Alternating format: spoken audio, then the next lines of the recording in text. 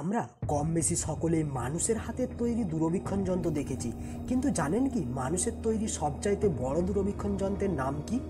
তো চলুন আজকে জেনে নিই সেই মানুষের তৈরি সবচাইতে বড় দূরবীক্ষণ যন্ত্রের নাম কি, এবং আমরা সেটা লাইভ ট্র্যাকিং করেও আপনাদের দেখাবো যে সেটা কোথায় অবস্থিত এবং সেটা দেখতেই বা কীরকম। মার্কিন মহাকাশ সংস্থা নাসা, কানাডিয়ান মহাকাশ সংস্থা এবং ইউরোপীয় মহাকাশ সংস্থার যৌথ প্রচেষ্টায় নির্মিত একটি মহাকাশ দূরবীক্ষণ যন্ত্র। একে নাসার ধ্বজাধারী নবপদার্থ বিজ্ঞানিক অভিযান হিসেবে হাবল স্পেস টেলিস্কোপ মহাকাশ দূরবীক্ষণ যন্ত্রটির উত্তরসূরি হিসাবে নির্মাণ করা হয়েছে, যেটির নাম হলো জেমস ওয়েব মহাকাশ দূরবীক্ষণ যন্ত্র বা জেমস ওয়েব স্পেস টেলিস্কোপ। এটিকে সংক্ষেপে ওয়েব বলেও ডাকা হয়।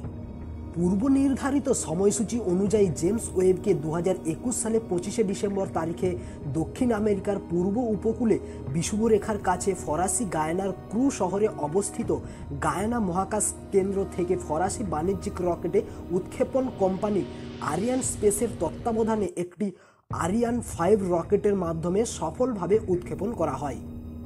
জেমস ওয়েব স্পেস টেলিস্কোপের মোট ওজন 13 পাউন্ডেরও বেশি। উৎক্ষেপণের পর ওয়েব 30 দিন মহাকাশ যাত্রা সম্পন্ন করে পৃথিবী থেকে 15 লক্ষ কিলোমিটার দূরত্বে ল্যাগ্রেঞ্জ পয়েন্ট 2-তে অবস্থিত। ল্যাগ্রেঞ্জ পয়েন্ট 2 হলো এমন এক কেন্দ্রবিন্দু যেখানে পৃথিবী এবং সূর্যের মহাকর্ষীয় বল শূন্য, কারণ এই বিন্দুতে না তো পৃথিবীর মধ্যাকর্ষণ বলের প্রভাবে পৃথিবীর দিকে এবং সূর্যের মধ্যাকর্ষণ বলের প্রভাবে সূর্যের দিকে আছড়ে পড়তে পারে। তার জন্য এই দূরবীক্ষণ যন্ত্রটিকে এইখানে অবস্থান করানো হয়েছে। নাসার মতে কক্ষপথে প্রবেশ করানোর পর দূরবীক্ষণ যন্ত্রটিকে ঠিক করতে কর্মীদের আরও 6 মাস সময় লেগেছিল, কারণ এটির অপারেটিং তাপমাত্রা ঠান্ডা হয়ে গিয়েছিল। প্রথম গভীর ক্ষেত্রের ছবিগুলি 2022 সালের জুলাই মাসে প্রকাশিত হয়েছিল।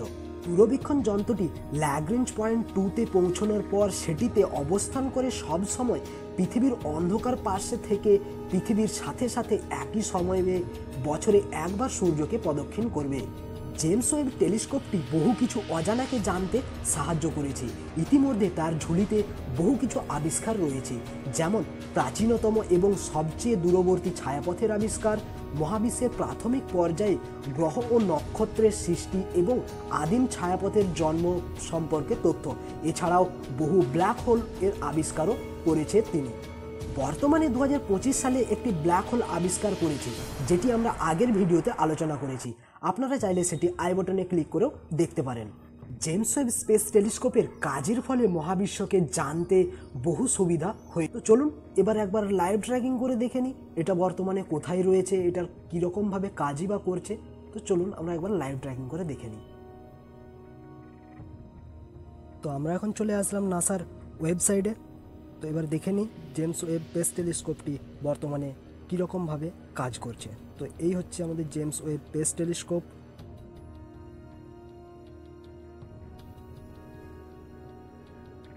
যদি আমরা এটাকে ফুল লাইটে দিয়ে দিই তো কেমন দেখতে লাগে, চলুন আমরা এটাকে ফুল লাইট করে নিই।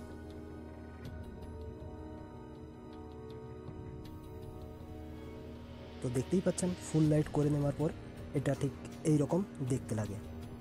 ঠিক আছে, তো দেখতেই পাচ্ছেন আমরা নাসার লাইভে চলে আসছি, কেননা এই যে নিচে যে ডেটটা দেখতে পাচ্ছেন 2025 24শে ফেব্রুয়ারি, আর এই টাইম 4টা 12 মিনিট। আমরা যে সময় এটা লাইভ রেকর্ডিং করেছি তো এটা হচ্ছে তার টাইম। এই হচ্ছে সূর্য। সূর্যের দিকে পিছন করে আমাদের জেমস ওয়েব স্পেস টেলিস্কোপটি বর্তমানে রয়েছে।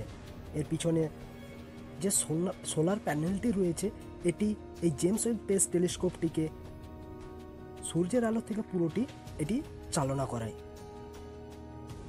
এই হচ্ছে তার সোলার প্যানেল, যার দ্বারা ব্যাটারি চার্জ হয় এবং এই ব্যাটারির মাধ্যমে পুরো জেমস ওয়েবের পুরো ইনস্ট্রুমেন্টগুলো এই ব্যাটারির মাধ্যমেই পুরো চালিত হয়।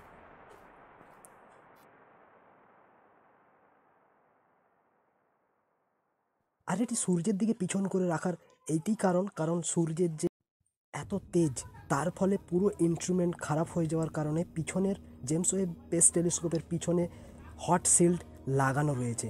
এর ফলে সূর্যের আলো এই পিছনেতে লাগে, তার ফলে পুরো ব্যাটারি চার্জ হয় এবং সামনের দিকে থাকা সমস্ত কিছু ইনস্ট্রুমেন্টগুলি সঠিকভাবে কাজ করতে সক্ষম হয়।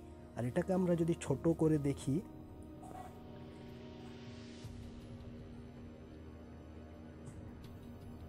এই হচ্ছে আমাদের পৃথিবী। পৃথিবীর দিকে যে আয়না বা অ্যান্টেনাগুলো যেদিকে রয়েছে তার উল্টো দিকে রয়েছে আমাদের পৃথিবী। জেমস ওয়েব স্পেস টেলিস্কোপের এই সাইডের দিকে রয়েছে পৃথিবী, দেখবেন এই দেখুন, এই হচ্ছে এই সাইডটা, এর দিকে রয়েছে পৃথিবীর দিকে, এই দিকটা হয়ে রয়েছে।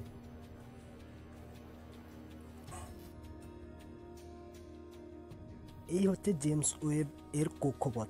জেমস ওয়েব এই কক্ষপথের মধ্যেই রয়েছে এবং পৃথিবীর সাথে রয়েছে।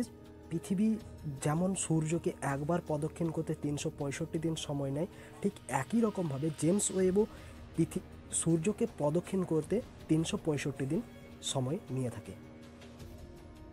আর এই ব্লু কালার যেটা দেখতে পাচ্ছেন, এটা হলো আমাদের পৃথিবীর কক্ষপথ, যে কিনা সূর্যের চারপাশে ঘুরছে।